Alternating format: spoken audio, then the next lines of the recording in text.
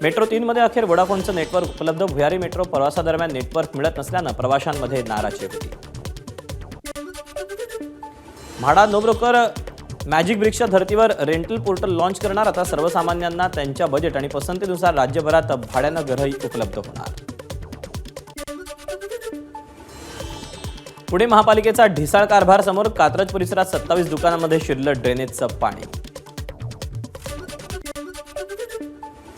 मुंबई विमानतळावरून 5 कोटींचं सोनं जप्त. एका व्यक्तीनं घातलेल्या जॅकेट आणि खिशातून सोनं तस्करी करण्याचा प्लॅन होता.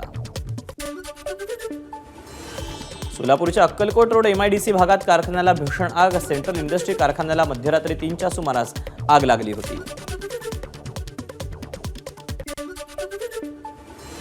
अखंड महाराष्ट्राचं कुलदैवत असलेल्या जेजुरीच्या खंडेरायाच्या गाभाऱ्यात आंब्याची आरास. खंडोबा देवाचं गुरव, कोळी, वीर, घडशी, पुजारी, सेवेकरी वर्ग आणि मार्तंड देवस्थानकडून ही आरास करण्यात आली.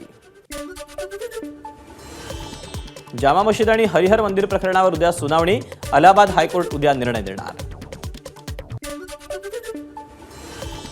मुंबईतल्या दादरच्या विजय क्लबचे माजी खोखोपटू आणि क्रीडा संघटक अनिल गोखले यांचं वयाच्या 89व्या वर्षी निधन.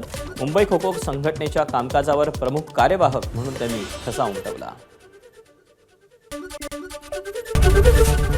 ABP माझा, उघडा डोळे बघा नीट.